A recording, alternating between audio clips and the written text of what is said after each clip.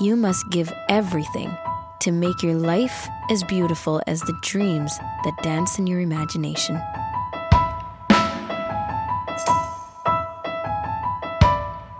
Welcome to AMI Audiobook Review, the weekly podcast where we chat all things audiobooks.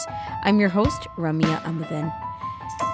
The quote that you just heard is that by Roman Payne.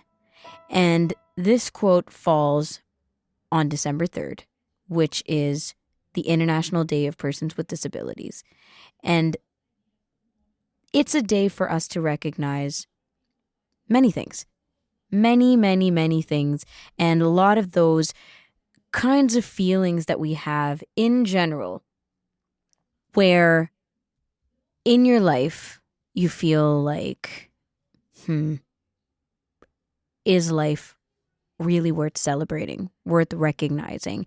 And this quote really spoke to me in that way, because we are talking about me, you, people in our lives, in my life, in your life, around the world, past, present, still to come. Some of those days feel very hard. We grieve, we yearn, we take a step backwards, we fight, we march. Sometimes we sit aside and we allow.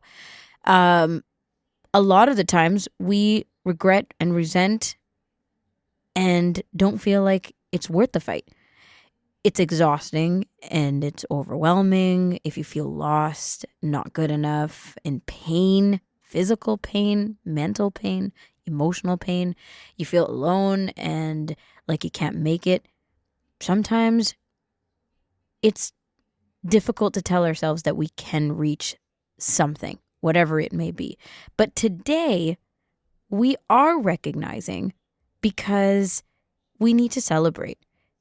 Celebrate the people before us, the people who've paved their ways, the people whose shoulders we stand on. And those people with disabilities, they've dreamt, they've connected with each other. And through this day, we're going to do the same. We're learning from each other, with one another.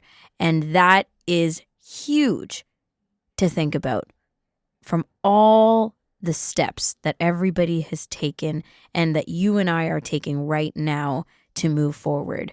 So there's work being done somewhere by somebody, by you and I, to give everything we've got to make our lives as beautiful as the dreams that dance in our imaginations. So thank you for that quote and for this time. Now let's take a quick look at the CELA homepage. The 3 featured titles up there right now are Black Waterfalls by Ozma Zihana Khan. This is a police procedural fiction. We also have Artificial Divide by Robert Kinjet. This is an anthology. And the third one up there is Love from Mecca to Medina by S.K. Ali. And this is a family story. It's also a contemporary romance. And it's great to have such diverse titles up there as we think about diversity on a bigger picture scenario. It's great to have these 3 titles up there. And they've been up there for a while, so you can still check them out as soon as you go to CELA Library.ca. We're also going to be checking in with our friends from CELA today. Karen and Theresa are joining us to talk about some feature titles that they've picked, some favorites, and some quirky renditions on Christmas titles. We also have literary news we're going to keep you posted on. So that is what's coming up on AMI Audiobook Review.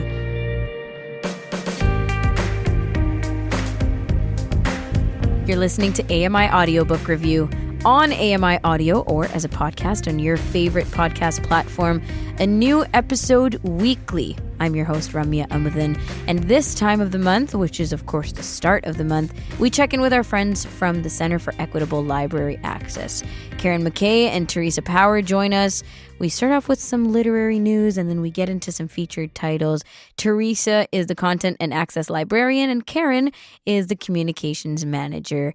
So Karen, as always, we'll start with you because tons of literary awards were were handed out or announced, or I don't know if people got their cash yet, but things are going on. So let's start with that. And you will kick us off with Governor General's Literary Awards.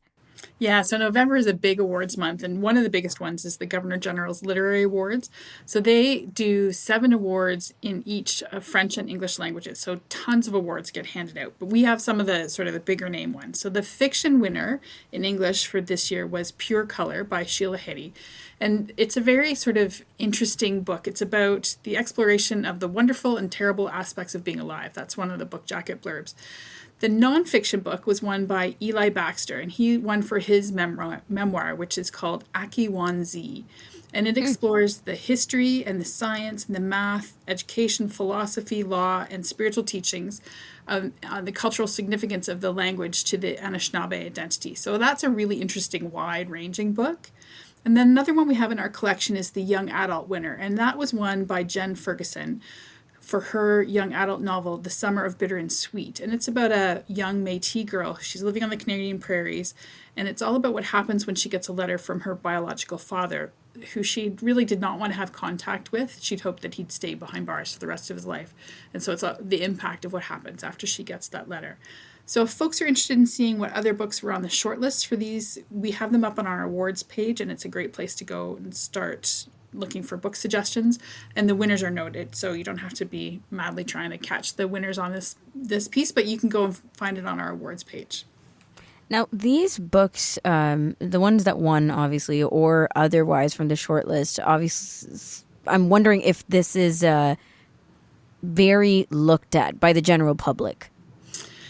It is. So the Governor General's Awards, I think, and Theresa can maybe pop in here too. I think they're a little more esoteric. They often have recognizable names, but some of the books can be a little more quirky. The Scotiabank Giller Prize, which we're going to talk about next, tends to be sort of a more kind of commercially safe kind of bet, but there's definitely an impact on the sales of books if for award winners. The CBC posts a blog every week about the most purchased books, and whenever there's an award, it bumps up the titles to the top of the most purchased books list. So I think it's really valuable to the readers to the authors aside from just the prize money, which is not insignificant. The Governor General's gets $25,000 for the winners, and the Scotiabank is $100,000. So it's not chump change. Wow. Okay. And Theresa, was there anything you wanted to add to that for, the general public and these books? Yeah, I mean, I can definitely speak to The Summer of Bitter and Sweet, for example, which is a fantastic YA book that I read myself. And I mean, that was not just nominated and has won the GGs. You'll be seeing that on other lists as well. It's been nominated for the Forest of Reading, which has a really wide reader fan base of kids who read and vote for that. And I'm sure you'll also be seeing it on, bestseller lists as well. So I think, in that specific case that I know that there's going to be a wide array of people who are going to be looking and reading that book. But I mean, I can also say that I think for a lot of these books often get cross-nominated. So they're not just GG books, but they're also bestseller books and find themselves on other award lists as well. Yeah. I mean, some of these awards have been around for so long and, huge accolades when you are shortlisted, are the winner of. But, it definitely made me curious on how many of these things we follow, aside from the other ways that we check out how books are reviewed, right? So let's keep going to Scotiabank. So the Scotiabank Giller Prize winner was announced in early November, and it was won by Suzette Marr. She won $100,000 for her novel, The Sleeping Car Porter. This is her 6th novel, and it follows the story of Baxter, who's a queer black sleeping car porter. And when a mudslide happens and strands the train, he must contend with all of his white passengers and also his secret love affair. So this, I think, is a really important book. It brings to life part of Black history in North America from the perspective of a man who's both Black and queer. And so he's invisible in multiple ways. And so I think it's a really, although it's written in the past, it's a really timely story for 2022. I'm not surprised this one won the Giller. So that's fantastic. And we have it in our collection, of course. Yeah, and then there's two other ones that I wanted to just bring to your attention. So one is the Evergreen Award, and that's one of the Forest of Reading Awards, which Theresa just referenced. But this one's for adults. So Mary Lawson won this for her novel A Town Called Soulless, which is a really beautiful story about how three characters from very different generations come to know and love and support one another. And as Theresa mentioned before, a lot of these books are cross-referenced. So this book was also on the 2021 Booker Prize long list. And what I really love about the Evergreen Award is that because it's part of the Forest of Reading program, readers are the ones that pick it. It's a reader's choice kind of program. So readers read from a selected list of shortlisted books, which the library communities picked out, and then they vote for their favorites over several months. So it's a great program because you're reading books that other people around you are reading at the same time, and then you're voting, and there's opportunities to discuss them at library programs and that sort of thing. So that was the Evergreen. And then the last one I wanted to bring to your attention was the Toronto Book Award, and that was won by Sarah Polley, who people may know. She's a childhood actor, she's a filmmaker and a director, and this is her first book. So it's a memoir. It's called Run Towards the Danger. And she wrote this after having a debilitating concussion. And she was working with a therapist who said that she basically had to run towards what was triggering her post-concussion symptoms. And so she took that and she sort of applied it to her life, and she applied it to her memories and the things that were troubling her. And so the collection is 6 essays, and they touch on everything from a high-risk childbirth situation to stage fright. And it's really sort of a conversation about what is memory, what is true, what is reality, and how do we face all those things that weigh so heavily on us. So she's brilliant, and the book is brilliant. That is amazing. And especially with today being, the day of the release of the podcast being the International Day of Persons with Disabilities, and that kind of having to give it all you got, right? Being the theme of our intro too, is so significant on a day like today, and the kind of recognition, and what better way to recognize than to read something like this. Exactly. And it's a fabulous book. So, and I think it sort of speaks to the idea that even if we aren't necessarily born with a disability, there's a high percentage, I can't remember the percentage, but that at some point we will have experience being disabled in some way or another. And so, on a day like today, for example, the fact that she wasn't, and then she went through this terrible experience, and it was debilitating for her, and the things that she learned out of it were just phenomenal. Oh my gosh, that sounds excellent as a recommendation. And we're going to keep going with recommendations, because though we're a couple weeks away from official holiday time, there are some great Christmas titles that you have that are either new in general or new to the CELA collection. So let's talk about those. Theresa, what's the first one you want to highlight? So the first one I want to talk about is called Christmas Past: The Fascinating Stories Behind Our Favorite Holidays Traditions. It's by an author named Brian Earl.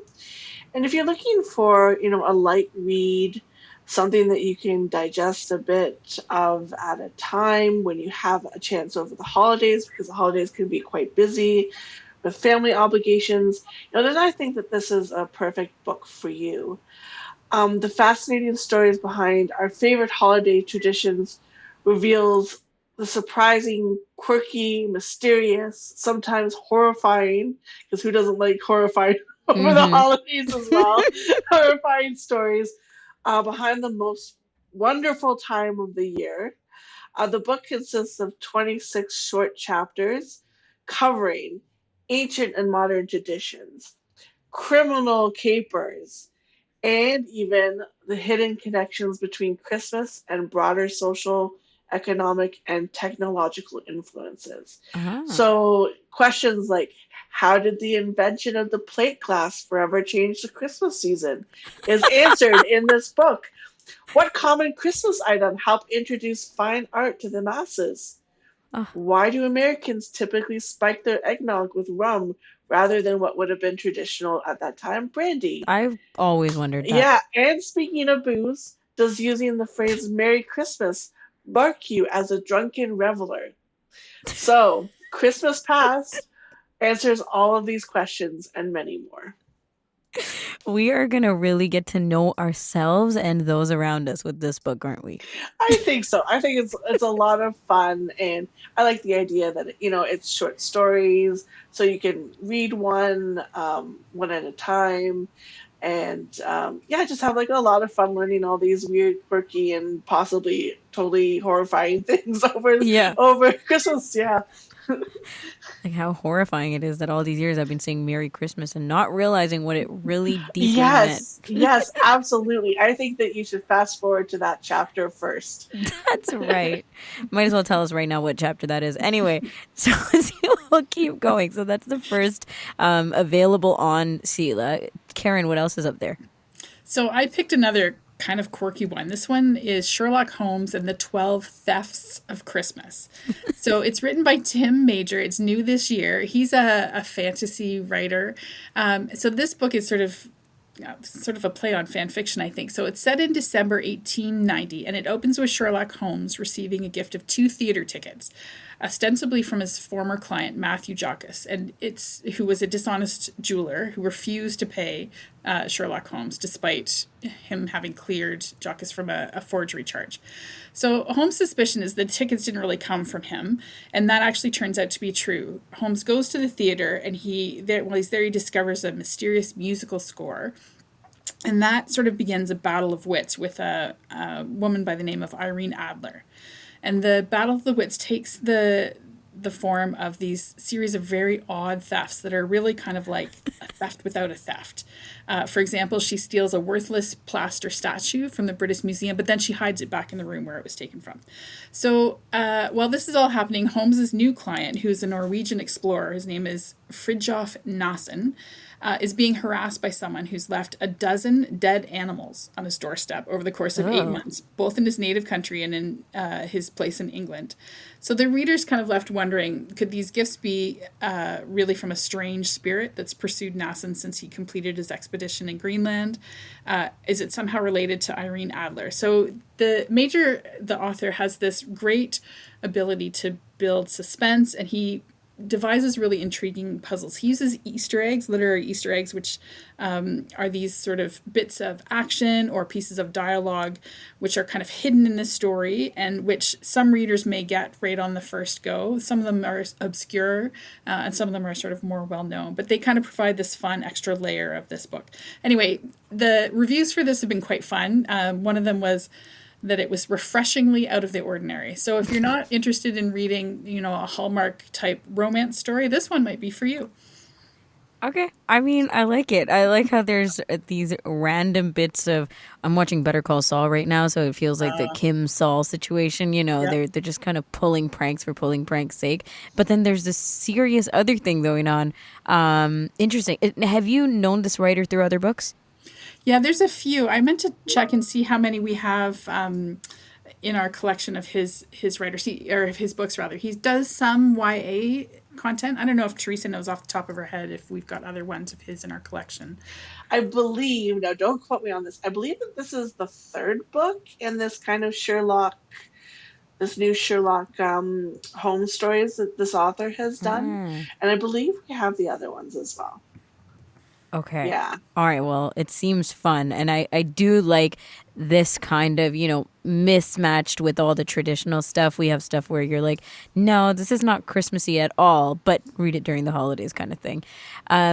Theresa, what's your next pick? Well, I'm kind of remiss to talk about this now because Karen kind of poo-pooed the Hallmark stories. That's all right. There's enough Hallmark lovers out there. We know it. So I did want to talk about, it's a contemporary romance book, and contemporary romances there are a plethora, let me tell you, of them. Yeah. Being published these days. It's like 1 in 3 books I I purchased maybe a contemporary romance. So this one I wanted to talk about is called Kiss Her Once for Me by Alison Cochrane. And it's your classic heartwarming holiday tale. You know, if that's your thing, I think many people enjoy that. They love the Hallmark. Um, you know, this is a great book for them. So the book follows a character. Her name is Ellie Oliver. 1 year ago, she had this dream job, and she had a Christmas Eve meet up with a very cute woman at a bookstore, of course, at a bookstore. But something happened the next morning. There is a betrayal that I don't want to ruin the book. So this betrayal happens, and then she loses her job, and she finds herself very desperate for money.